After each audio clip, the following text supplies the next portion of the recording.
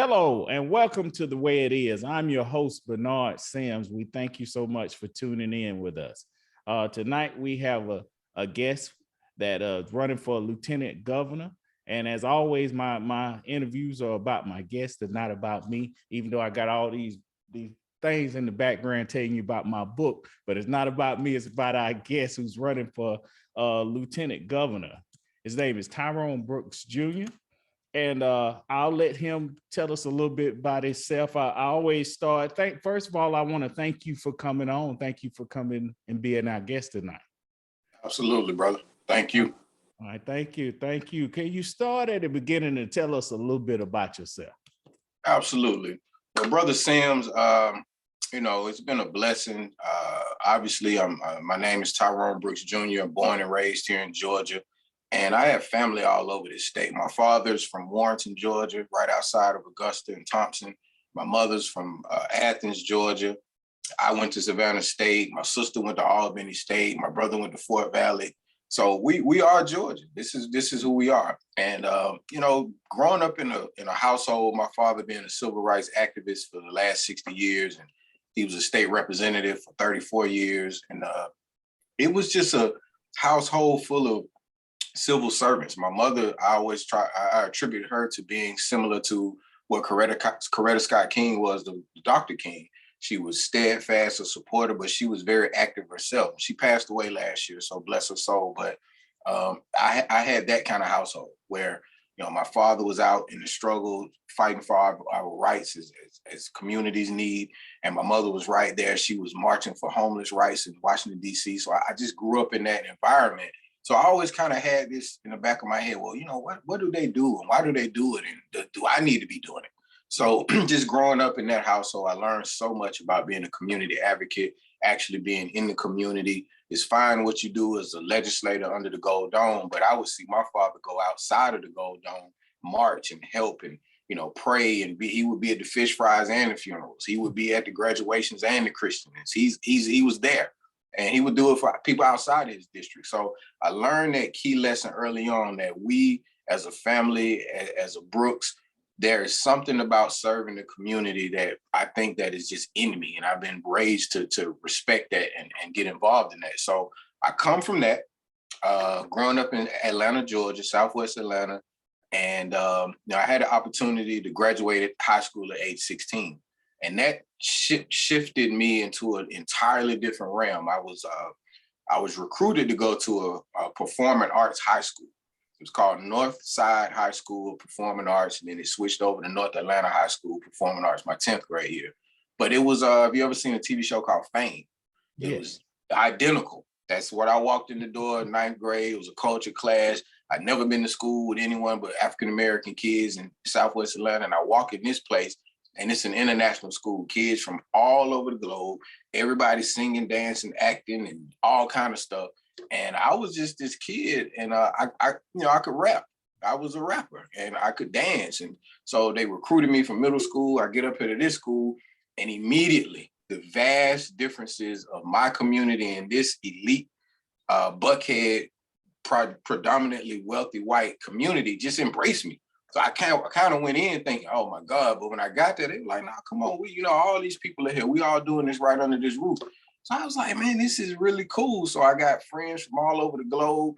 And so when I graduated at 16, I got skipped 2 times in elementary school. So that's how I graduated at 16. But I was growing up in the time, 1994 is when I graduated, and Atlanta was exploding with the music.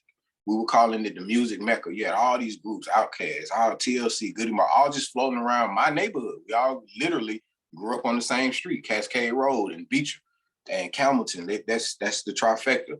So I started a production company straight out of high school. I was about 17 when I started, so it was the year after I graduated. But I got into music, and record labels were not signing me. They just were, hey, we got our groups, we already doing what we're doing. So I got this production company, and we were blessed that the songs that we made, one of them got to number 7 on the Billboard charts.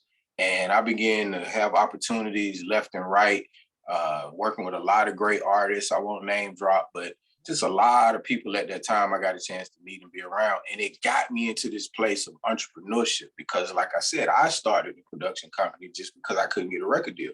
But once that song took off, now you're a business owner. Now you have to understand how to matriculate around these contracts and what is this and what is that, distribution deals, and how do you pay people? What are the taxes? Like different things that I would have to learn, I had no idea about. So blessed to continue through that. Then I went on to go to college, got my MBA in international business. Then I went on to law school. And so all throughout that path and that trek, everything was telling me this is where you need to go. You need to make sure you focus on entrepreneurship, pulling people in, and then you tell your story, be, each one teach one. So I got into venture capital around 2005 because I needed to raise money for my production company. So I wrote myself a business plan, didn't know anything about any of that. I just saw a template and I rolled with it. And my attorney said it was a great business plan. We pitched it. I got a lot of responses from venture capital and angel investors, and they groomed me. Oh man, you're a young guy and you wrote this and you're doing this, and we could show you the maneuverability of how you actually fund and this and that. So as I got off the stage, I was still in that environment. I got all these people with all this money, venture capitalists, and they're telling me we want to increase franchising in Black communities. We want to build this, build that, but we don't know the Black community. So they start calling on me because of my influence in entertainment and my dad's history in civil rights. So they called me into this field and they said, can you help us recruit entrepreneurs, in particular in the Black areas? And so that got me into venture capital. So getting into venture capital, I started to see that when you put resources with entrepreneurs and communities, it's an immediate result. These people go on to hire people in the area. They were hiring people in the zip code, hiring kids from the public schools and technical colleges. And I'm seeing, man, just little old me connecting this man to another man or this woman to another woman. These people are getting hundreds of thousands, sometimes even millions of dollars in working capital, and they're hiring and they're taking their kids are going to college, and I'm seeing that.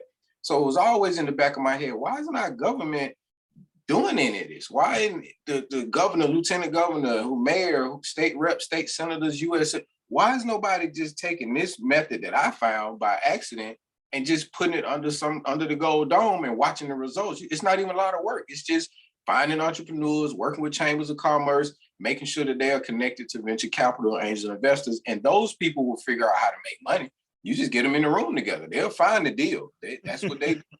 So I say all that to say, I got a call in about 2016 from a previous mayor, the mayor's office. It wasn't the mayor at the time, but his office said, hey, we're looking to get more funding, grant funding for the Office of Sustainability.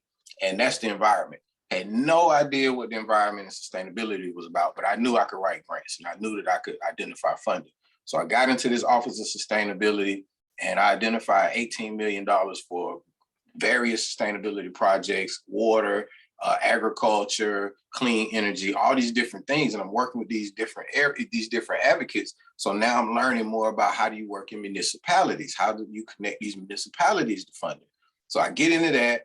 And then the very next mayor comes in, Mayor Keisha Lance Bottoms, and she asked my team, she asked my director to ask me if I would come over to the Office of Equity that she was starting.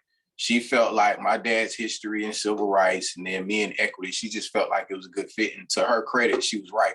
So she asked my team to ask me, and I said yes. And then I become the leader of the My Brother's Keeper program, President Obama's initiative that he launched in 2015. I began to run that program. Now I hit the ground running. I'm in these Black communities, working with these kids, these men, these mentors. And then we come up with some mechanisms. We wanted to connect kids that were on the list that needed a mentor. We connected them to Big Brothers, Big Sisters of Metro Atlanta. We got 500 men to sign up to be mentors to these kids on this waiting list. Yeah. Then we reached out to employers around the state. 900 employers supplied 1,400 jobs for these kids. Put them on a website called HireAtlantaYouth.com. So I'm watching all of these things starting to happen for the environmental community, African-American community, business community. And I'm saying, man, this is the recipe. So out of nowhere, last year, Jeff Duncan decides he wasn't going to run for lieutenant governor again. He just said, I'm not going to run for re-election. And I got that feeling that this is why I had all these experiences for this point in history. It was my time to step up. And I knew that all of the things I had done could be done statewide. We can help our rural Georgia farmers because we have food deserts that I learned when I was in Office of Sustainability. I learned what a food desert was. You don't have healthy food within 5 miles of people's homes. That's a food desert. But our farmers, in particular our Black farmers, are not connected to any of these areas. So they're in need of clientele, so to speak. So I said, well, they need food. They grow food. We got to put them together. I'm looking at LGBTQ community, how they're living in the shadows, the immigrant community, because I worked in the Office of Equity. I started to learn that a lot of these communities are living in shadows. They don't get legislation drafted for them. Nobody talks about the immigrant community needing simple services like driver's licenses so that they can vote, just different things that I learned in my experiences. So I said, it is time to take this show on the road. If we can do this in Atlanta and we're getting these results in this urban area with all these different pots and this melting pot that we call Atlanta or Georgia, so to speak, why can't I do that statewide? So I prayed about it, I drafted my plan, and then I started to execute my plan. And that's how I landed here. Wow. Of course, I know your father. I met him several occasions. I know of him. He probably just see me. He don't know my name, but I've seen him in because my mentor in the movement is friends with him. So I've seen him on many occasions. He's come to Barrow County and in Monroe. But when I engaged you and I met with you, I wasn't expecting all that. You just blew me away right there. Man, it's been a ride, Brother Sims. It's been a ride. And it's just blessing after blessing after blessing. I have to share this with people. This is not just me out here, I'm so amazing. This is the Creator has put me in these positions. And it would just be a sin not to share it. Yeah. It really. Man, I love what you said, like growing up in a family of activists and how people don't realize the sacrifice activists make in going out and going to town, seeing about other people's kids, and then have to wonder about your own. And so it's a family sacrifice. And I especially want to commend and say, honor to your mother for, it's like Fabulous said in his song, he needed Coretta Scott if he's gonna be king. You don't have a king without Coretta Scott. So, or you don't have a Tyrone Brooks. And now we don't have a Tyrone Brooks Jr. without your mother. So I like to commend her on this, for having you. And as of course, listening to you could see that she guided you in the right way. Oh, she did, brother. My dad even he will always give her the credit. He said, "No, that was his mama doing that. I was on the road." But it was both of them. It was both of them. Yeah, definitely. Now, when you say you went to the Southwest Atlanta, is that Atlanta, or is it, I don't know what the way these distinctions.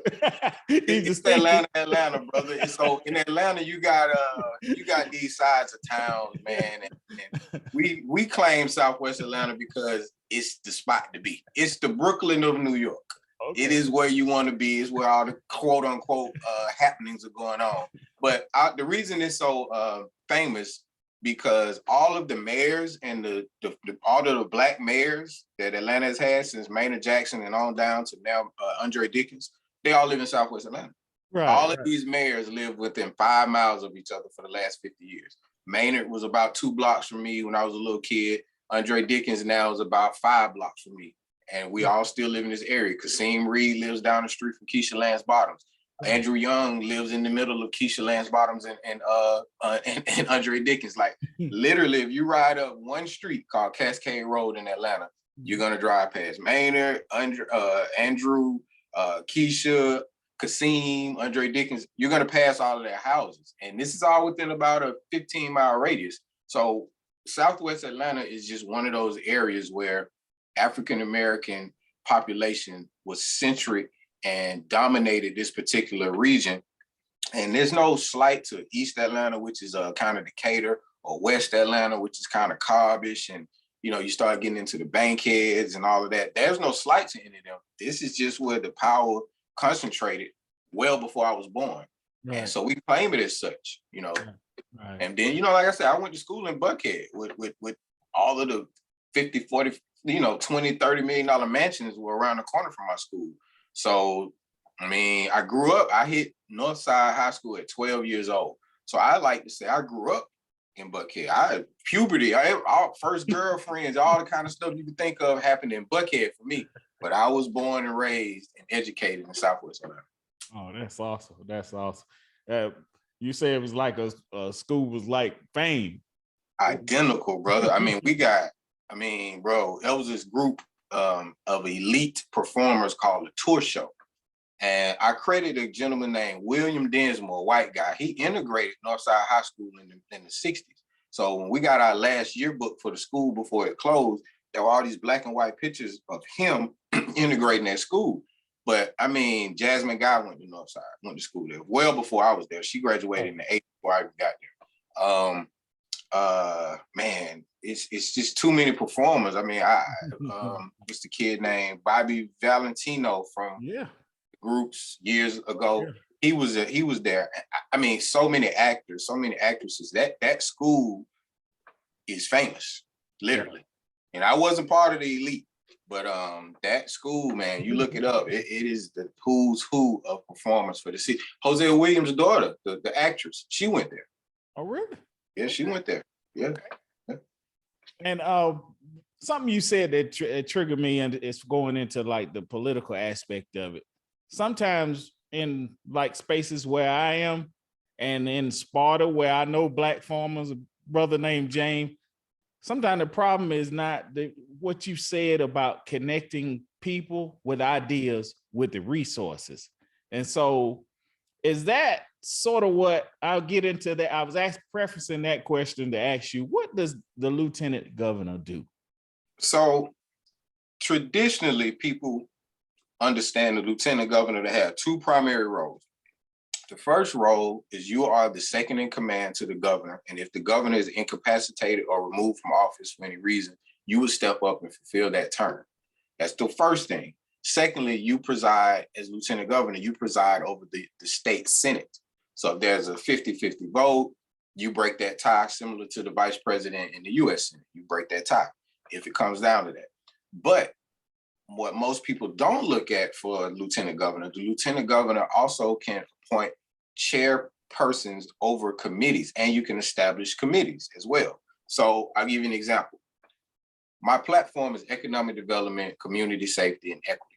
So day one, as lieutenant governor, I have the authority to establish an economic development committee, and I get to select who I would want to be the chair of that committee. And then I can begin to ensure that entrepreneurs are on that committee, as well as angel investors and venture capitalists on that committee, chambers of commerce, law enforcement, public schools, mayors, commissioners, anybody that I send an invite to, I can convene that committee.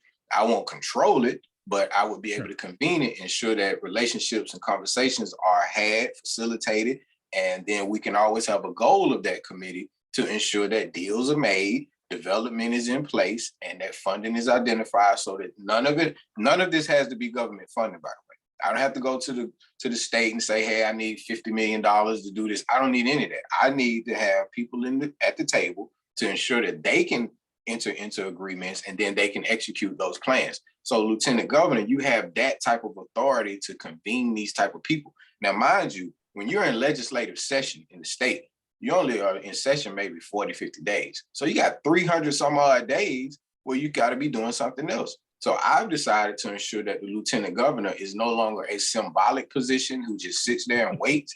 No, we got to do something. I mean, I'm a Democrat, but I love how Dick Cheney was able to make sure that the vice president seat was no longer just some kind of traditional symbolic position. He came in, he was hands-on. And I think Dick Cheney changed the way the vice president operates. He set precedent. You don't have to just sit here and kiss babies and wait on the president. No, you can actually be doing some work in between time. So this is why I decided to run for lieutenant governor. I don't have a lot of legislative authority to sign bills. So what else am I going to be doing for 315 days?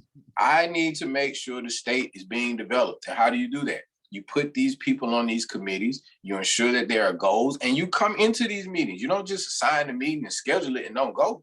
You got to be in the middle of the table like the president does with his cabinet. Be there. Make sure that Sparta, Georgia is connected to 20 investors. Make sure that Atlanta, Georgia is connected to 50 investors. Make sure that Waycross and Savannah and Athens and Valdosta, Columbus, make sure these cities are represented, because there's so much development that goes around this state. But if you don't ensure that entrepreneurs from the region are connected to the development, then you're not empowering the community. You're only divesting in the community when you let Fortune 500 companies come in and they build a Publix. Well, why isn't the owner of that Publix in Sparta, Georgia, from Sparta, Georgia? The franchise itself doesn't care about who owns that store. But right. If there's nobody saying, hey, look at these 15 investors, these 15 entrepreneurs from Sparta who have farms, and maybe this guy opened the Burger King down in Sparta. Why isn't he on the list to open up that Publix instead of some guy from Toronto who's never gonna come to Sparta? He doesn't know anybody to hire in Sparta. He's gonna look on LinkedIn and get all his manager positions filled, when he should be looking at Hancock County. He should be looking at Warren County. He should be looking at Clark and Augusta. He should be looking in the region to find his managers, so that those managers can then say, well, hold up, we got a high school over here that I can go get 20 kids. We got a technical school over here right around the corner. We can go get 15 more. That's community empowerment. We have never had a lieutenant governor who has decided to get in there, roll up his sleeves, her sleeves, and say, this is what we're going to do, and I'm going to be here for 315 days to make sure we get it done. Wow. Wow. I guess that's powerful. And it's something that I guess went over my head until I sat down and engage in this conversation, because I noticed, again, like talking about Middle Georgia, Milledgeville, and towns like that with a host of possibilities, but not leadership and the guidance like you're talking about implementing as lieutenant governor. So, and I think a lot of it comes from me working in venture capital and understanding that I go to these mayors and commissioners when I'm traveling the state now, and I always tell them, I got money, I don't have a deal. And they look at me like, you got money? Yeah, we got the money. I don't have a deal. You need to tell me what you need in your town so that I can connect you with somebody who wants to build it. There's money in an investor building a gym for a city. People will say, well, how you gonna make money out the gym? Let him figure that out.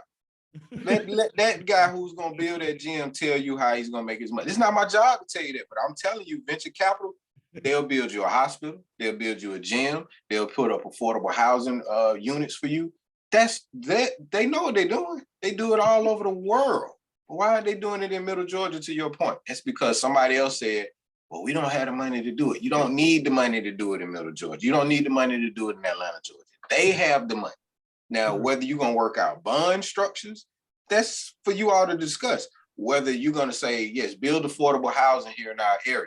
Well, if you're not putting the money up as a city, then you got to let the rent go to the people who built the facility. So just get out of the way.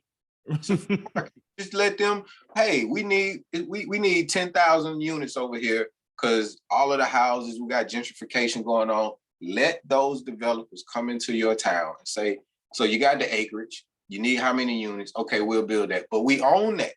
Let the investor own that so they can get the rent from it, and then you didn't spend $1 on it, and your town developed. It's not rocket science, but I was blessed to be in that arena. So I can't knock people who don't understand it, because there's plenty of stuff I don't understand. So I go ask somebody who does. Right. So I hope that people will listen to me and say, well, this guy just said that he already has people who have the money and they're willing to come build a hospital. And there's a town called Hull, Georgia, right outside of Athens, I believe. No. Yeah, is it outside? Okay. Yeah. I didn't go, but I met the mayor of Hull. He was telling me, I said, so what do you need in Hull? He said, infrastructure, sewer.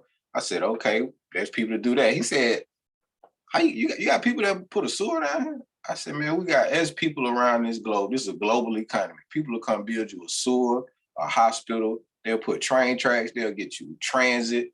You just got to meet with them and let them figure out what the terms of the deal need to be. He was blown away by that. And I said, hey, I'm telling you, this is what my economic development committee is going to be doing every day. I got 100 investors already ready to be on the committee. That was the easy part. Right. That's the easiest part of all of it, going to get the investor. They was like, well, where to what town, when, what do they need? Just begging for me to just point them in the right direction of what town, who's the mayor, who's the commissioner, who's who in these areas, Mr. Brooks. Say, give me a minute. Wait till I get elected. I'll be able to easily put you in contact with all of them. And Wow. we're gonna rock and roll, brother. We're about to do something that's never been done in this state.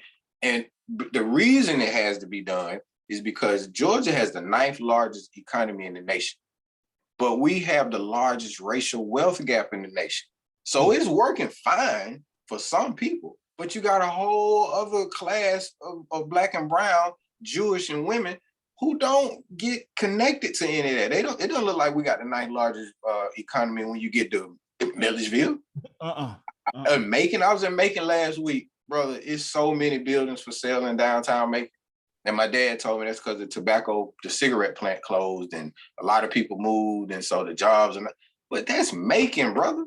Right. You can't have, Macon used to be the capital of Georgia. You cannot have Macon that dilapidated and that depressed.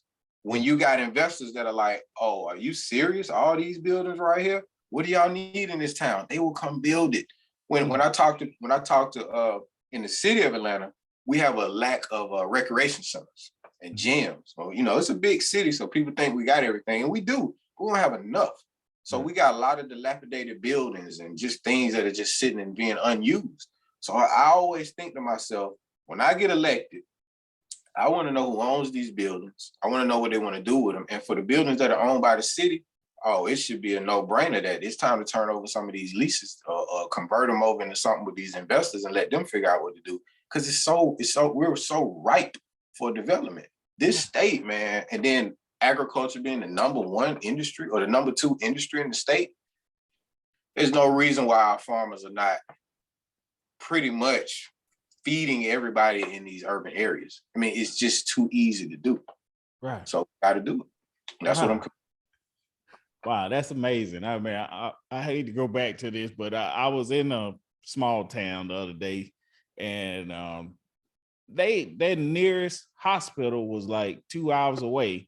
And the reason I asked about that is because I saw way down in middle Georgia, I saw a Grady van riding through there. And they say, well, when something simple happens, they have to have access to transport people 2 hours away. So Grady has to have a satellite transportation facility just to get people to hospital for simple things. So when you talk about connecting resources to rural pockets of America, man, you speaking a language that needs to be heard. And I'm telling you, Brother Sims, that comes from, again, like I said, my dad being from Warrenton, my mom being from Athens, my brother Fort Valley, my sister Albany State, me Savannah State. I've been in these rural towns. I've seen it.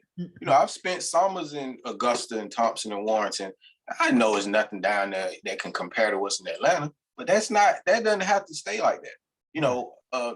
Again, the mayor of Hull, Georgia, I said, well, what about your hospital? He said, well, we got one few counties over, a few towns over, whatever he said. And he said, but we need medical centers. And I told him here in East Point, Georgia, which is right outside of Atlanta, just a little suburb about 5 miles up the street, but they don't have necessarily a hospital, but they have this nice medical emergency center.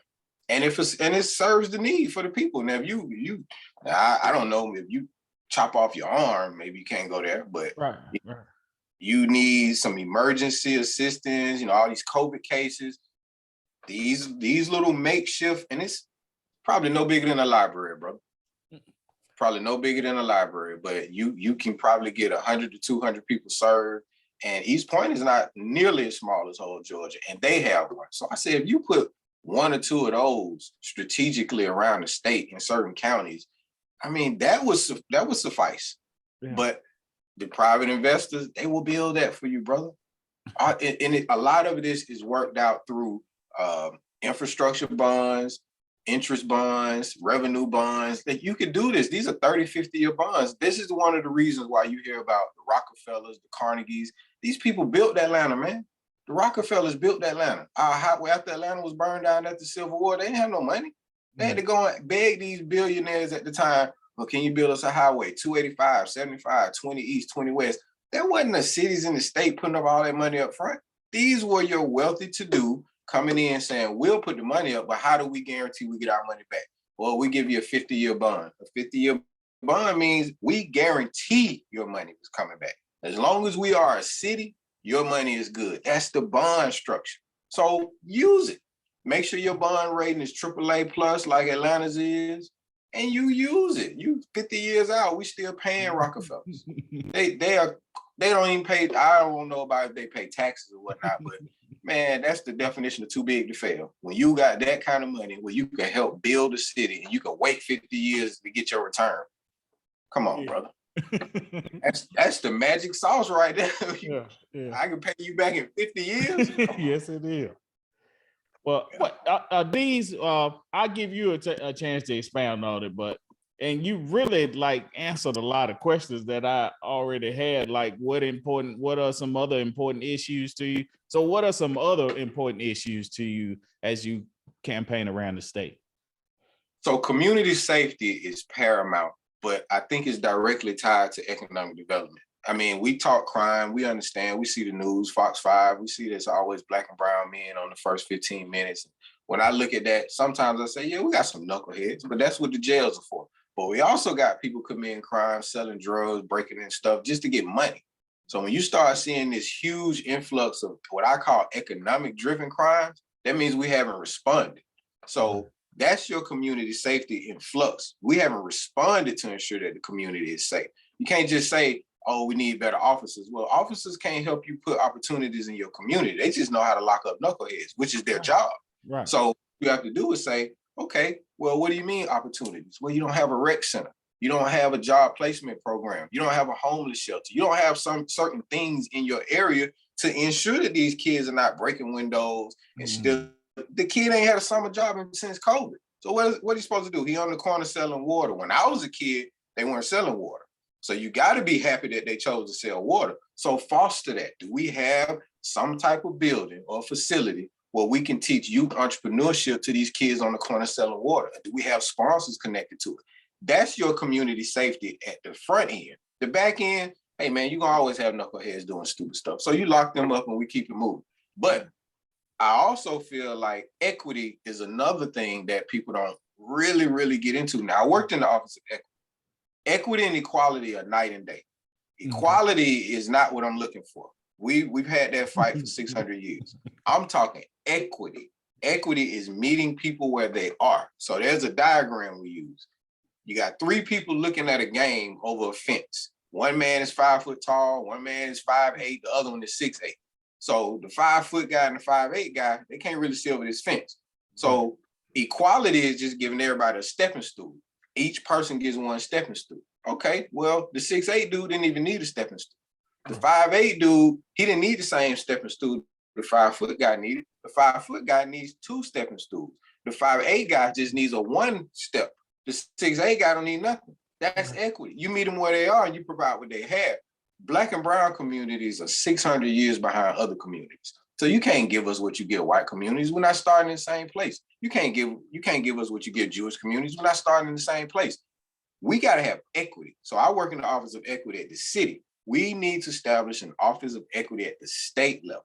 When you do that, now you got rural Georgia investment as a key focus area. You got the environment as a key focus area. You start drafting legislation out of that Office of Equity, and you take that to Stacey Abrams and ask her to sign that in the law. Well, if you don't have that Office of Equity, people just like, oh, I didn't know the immigrants needed they needed to be able to get the website translated into 5 different languages. We didn't think of that. Oh, we didn't know that the LGBT community, people are attacking them over in Winder, Georgia. Oh, we didn't know that. That's because you don't have an Office of Equity for them to reach out to bring you into it. So you don't get legislation drafted to address any of your other cultures and communities in the state. You got to have that Office of Equity.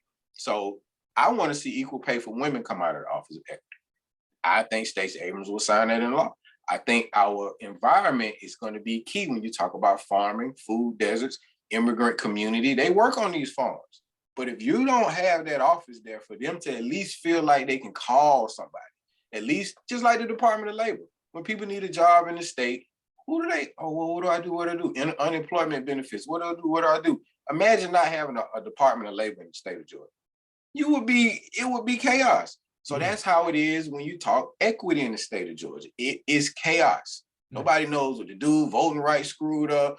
LGBT community don't know what to do. They got to go fend for self. Immigrant community, women don't have equal pay. That's because you're not addressing people equitably. The services may be getting distributed equity. You can call the police and they show up. You can go get your water turned on. All that stuff is fine.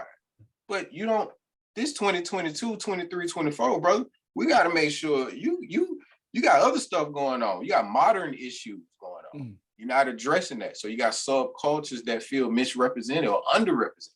So that office of equity is key. That community safety. I'm all for criminal justice reform, but you can't do that if you don't put opportunities in these communities. You don't have job placement. You don't have summer sports league. You don't have PE funded. So you got to be able to understand what your community needs before you just start talking about crime. Like if you don't set it up right, it's going to be chaos. So, like I said, economic development is first. Community safety is tied directly to that. So I don't call it second. I just call it a byproduct of economic development. And then equity is the foundational platform that I think we got to understand. You got to have that foundation in place to ensure everybody's represented.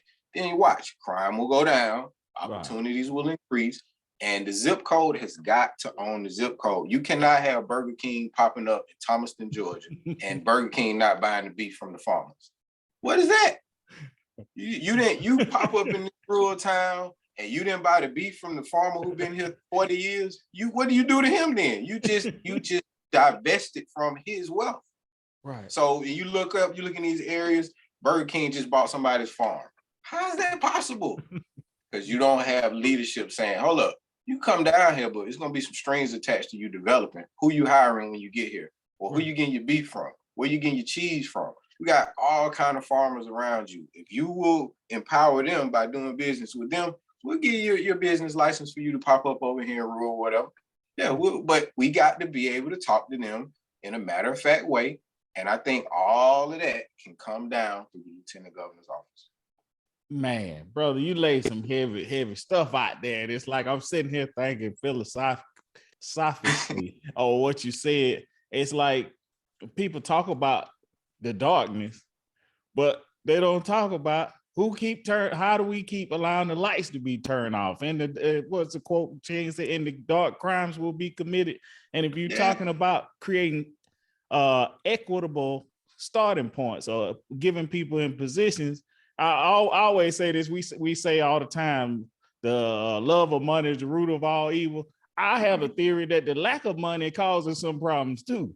And leave it. So when you talk about equity and enhancing and giving opportunity zones to people, you really resonating with the nature of solving. You coming up with some, you make them sound real simple because they are, but they are simple. But we are just not a society as intent on fixing problems as we are in causing them. And like I say though, brother, I will say you don't know what you don't know. Yeah. I'm telling you these things because I literally have worked in this area and I understand venture capital. I understand how you make 1 and 1 equals 2. I can't tell you that a lot of politicians have worked in venture capital, bro. I can't tell you they have. And I can't tell you a lot of politicians have worked in the office of equity. Right. So they're going to speak what they know. Like we got a lieutenant governor candidate right now who's a doctor. So when we speak Medicaid expansion, I bump my head on the ceiling because I only know a little bit about the healthcare industry. So I lean on him and I'll say, hey, brother, what else should we be doing outside of Medicaid expansion? That's just a Band-Aid. How do you actually fix healthcare? That's what I'm saying. When you don't know what you don't know, if somebody came to me and said, healthcare has got to be the #1 issue in the state, we at the precipice, we need a lieutenant governor who's very healthcare minded, I wouldn't be the guy, bro. Right. I wouldn't be the guy. I can't speak intelligently about healthcare. I can tell you I support Medicaid expansion, but I know that's not it. It's got to be way more tenets to it. So when I hear him say, hey, we need more physicians that are qualified and we need more medical centers instead of closing medical centers, these are things only a healthcare professional will understand because they live it. Right. So If you don't understand equity, you don't understand private finance and venture capital, you're probably not going to have the same approach that I have. Right. So I will say to your point, yes, but there's also that caveat of experience. This is what I'm experienced in. So these other guys got a lot of experience. They just don't have this. Right. That's beautiful. One of my things that I always like to ask candidates that everybody's concerned about is like education. I know in our school district, by the time our kids, black and brown, get to the middle school level, only 40 to 45% of them are passing these standardized tests. And a lot of that it goes back to literacy rates. And then if you look further on in the juvenile system, the Educational Learning Development Center reported like 85% of the students that are there are behind in reading. And so if you look in the prisons, they say like 4 out of 5 are behind in reading. So the great tragedy of our time is, for me, this is a solvable problem. We can invest more in literacy. We spend more on keeping an inmate locked up per year than we do in so-called urban areas on educating the children. So do you have any ideas on creating platforms for equitable outcomes when it comes to furthering education and solving that problem? Yeah, so I'll give you one example of how I see it. Not being an educator, won't try to pretend that I am. I am educated, but I'm not an educator. So what I'll say is I'm a basketball coach for an AAU team up here in Atlanta called Atlanta Celtics. They're national. Everybody knows them. They got a good brand. So we play a lot of tournaments around the country, in particular in the state, because I got 13U. We're not national, but we, I got them. They go around the state. When we go to some of the wealthy areas, I'll walk in the gym and I'll see 300-400 boosters on the wall, all these brands supporting that school. So you got Chick-fil-A's and Kroger, whoever, insurance companies. These are local businesses in their area, and they give this school X amount of booster dollars. I'll come over to Southwest Atlanta, Mays High School. Everybody knows about Mays High School. All kind of politicians went to Mays. You go in that gym, it's 1 or 2 on the wall. You're like, okay. So when I see that, I'm saying, well, this is why your booster club is underfunded. This is why your PTA doesn't have A, B, and C. This is why the kids don't get to do talent shows up here. This is why certain things are not happening in this one school that are happening at other schools. Now, it's twofold. The state investment in our schools is laughable. Not even laughable, it's sad. It's nothing funny about it, it's sad. Yeah. But we also, on the other end, it's sad that we don't have our schools connected to our business community around the schools. I mean, the gas station can put up 10 grand for a high school. I mean, McDonald's is taking hundreds of thousands of dollars from those students every day after school. Why they not putting back 15? I mean, it's so much stuff around any school you go to, and you can look up in any street, man, how are these businesses over here near the school? And you walk in here, nobody gave to this school. So it's twofold. It's community and then it's state public funding. Now, when you have Republicans that are hell-bent on cutting PE, music, and all these other extracurriculars, you can't be surprised that the kids just like, I ain't going to school. We don't teach them what they want to be taught. And then we got this draconian K through 12 system. If you look at other countries, and I won't just, it's too many to name clearly, but you got some countries that have eliminated the 7th grade and the 10th grade just to get these kids into college quicker so they can beat us. Some of them are Asian countries. They are so hell-bent on making sure that their entrepreneurs enter the workforce at 18. They're like, no, we're going to get them in here at 18. They got to get out of here by 15. So they want them 3-4 years ahead of American kids because they look at us like, you sitting these kids in here for 12 years? Whatever you can learn in the 7th grade, you can learn in the 6th grade. Whatever you can learn in the 11th grade, you can learn in the 9th grade. So they look at it literally and say, condense this, let's go. We got to get them out here. We should be teaching, I think for one, you would see more kids gravitate to the curriculum if you taught gaming, if you taught the metaverse, if you taught music, if you had things that they're interested in, kids would tenfold show up, they stay after school, they do whatever they got to do. And then you have to have your state funding needs. So you got to get the state to put up more money. To your point, they'd rather spend more on an inmate than a student. So the thinking is already off. You only get out what you put in. So if you ain't putting that in the school, clearly all you're gonna get is a bunch of undereducated, and sometimes these would be your criminals. They build prisons based on third grade reading. Yeah. So you know that going in, and you still don't invest in these schools. Some of it's intentional. Yeah. And who's in those prisons? Me and you. Yeah.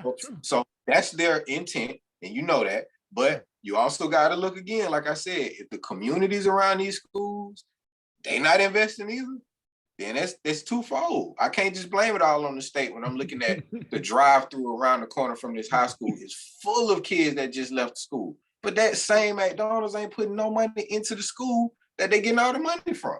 That can't keep happening. We're gonna have to, and that's community advocates. That's lieutenant governors, that's state reps, in particular, your city council. Your city council go to all these games and they get patted on the back. Why aren't you making McDonald's put up 10 grand at elementary school for the book reading, for a field trip to go look at some colleges? Wow. Get out, drive in your car, go over to that Publix and to that McDonald's and say, I'm city council, blah, blah, blah. And I would love for you to support this school 5 miles from here because I know these kids support you and they've been supporting you for 20 years. You've been here 20 years taking these kids' money. Now these grandkids are at this school. You ain't putting up 10 grand a year. Like, you gotta make them do it. Wow. Like I said, I go into some of these wealthy white schools up in Marietta and Cobb and Rome. Man, the whole gym is full of sponsors. And I'm like, man, I come over to my school and I'm like, man, got one name on the wall, and that's some black dude with a construction company. That's it. Right. 50 businesses around this school. So it's you got to be intentional about it. And I'm not gonna act like I got the magic weapon and I know everything, but I can see and I know what's not happening. And I'm just like, hey man, go in there and just make them do it. They taking billions of dollars from us, man. We spend $1.9 trillion as an African American community. We do. Literally every year. We do. We got the most buying power. We spend the most money. We spend more money than any other human race in existence. We do. When you look at our community, it look like we ain't got a dollar. That's true. Gucci. We're spending on Gucci. We ain't gonna put up old money. We ain't gonna put up no money for the field trip for the kids though.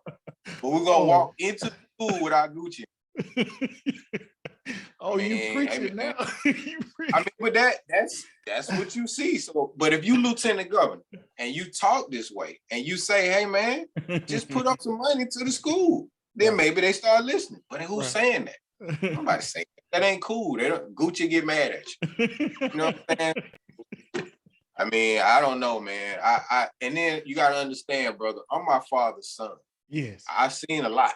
Right. You know, he tells me all the time the best and the worst thing that happened to African Americans is integration. Because once we were allowed to go to the white mall, we didn't come back to the black.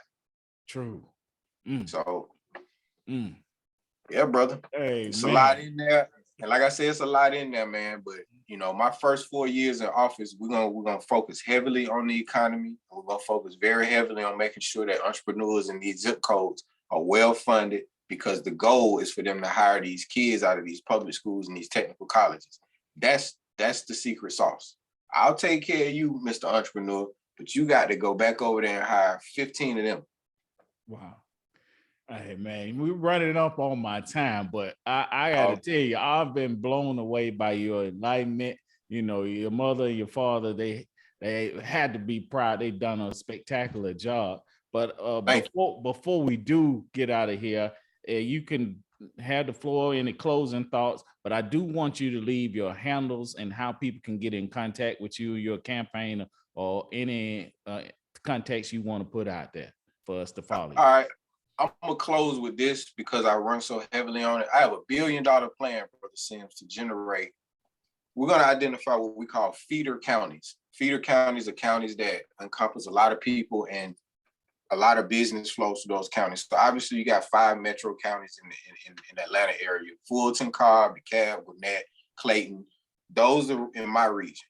But we also gotta look at Clark, Richmond, Lowndes, Bill, all these other counties around the state. The plan is to generate $1 billion by identifying 20 feeder counties generating $50 million in each of those counties without using $1 government funding. So that's the one thing I want people to be very well aware of. When I talk about doing this, how is he going to do it? This is how I'm going to do it. 100 investors on this Economic Development Committee paired with our chambers of commerce, our residents, local law enforcement, public school system, the municipalities of the region. Those are the people that's going to be on my Economic Development Committee, ensuring that we have actual issues and solutions from the region. Tyrone Brooks is not coming in telling people what he's going to do. I'm listening to what they tell me they need, and I'm going to assist them in finding those resources. So that's what I want to make sure everybody understands what I'm talking about. I'm not a savior. I'm just going to ensure that what I said I can do, I'm going to make sure that there's an opportunity to do it. Now, you can read more about this on my website, which is www.brooks.for.georgia. That's brooks4georgia.com. Now, my Instagram and my Twitter and my Facebook is Brooks4Georgia. So you can read all about it, follow us. We love for anybody who can donate to donate. Most importantly, get out there and vote. Today, I think that today is the last day of early voting. Should end about 5 o'clock in most areas, but some areas 7 o'clock. But please vote. Please vote today. Please vote Tuesday. This is literally our time. This is an open seat. And if we don't take advantage of this opportunity, we really can't complain about what doesn't come out of this opportunity. Mm-hmm. So I really appreciate you, Brother Sims, for just allowing me to speak frankly and honestly about what I feel, my experiences, and what I know that I'm going to do once elected. And that's really it, man. I just like to keep it real. I don't like to overpromise. I just like to just be honest with people. Right. Oh, man. Well, I really appreciate you for coming on. It was very informative, enlightening, and encouraging, most of all.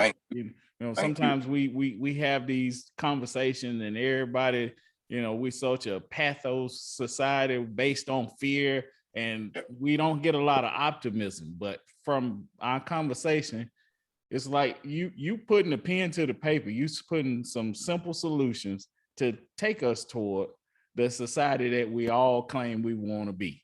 And so, yes, hopefully the next time I refer to it be Lieutenant Governor Tyrone Brooks Jr.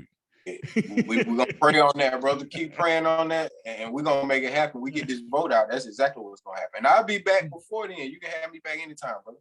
Okay. And the last day, information on vote. When is the last day for voting? We want to start with you. You just said we can early vote now, right? Yeah, I think the last day for early voting is today. The last day for early voting is today, yes. Okay. But election day is May 24th, next Tuesday. We got 4 more days before this primary season ends. But May 24th, please get out to your city, your county, your town, wherever you are. I think on election day, all the polls should stay open to 7 o'clock statewide, 7 p.m. statewide, probably open about 8 a.m. Stay open till about 7 p.m. statewide.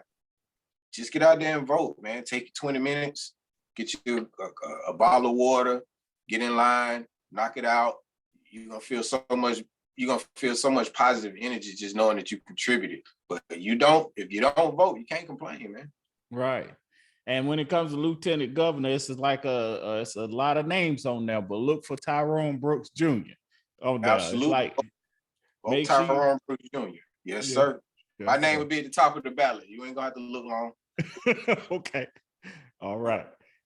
Thank you, Brother Tyrone Brooks Jr. Thank you, Brother Sims. Anytime, man. My pleasure being here, man. You got your good platform going, brother. Anytime I can be of assistance or you need anything, holler at me, please. Oh, we will, because you laid a lot of stuff out there that I'm in rural America that we just, when you don't know, you don't know. And you laid a lot of stuff out there. I know a lot of people in all the entertainment and the industry, and they like listening, like, we need probably now try to figure out how to get in contact with you. So we will be back in touch. We need people like you and your family to make us better as a society as a whole.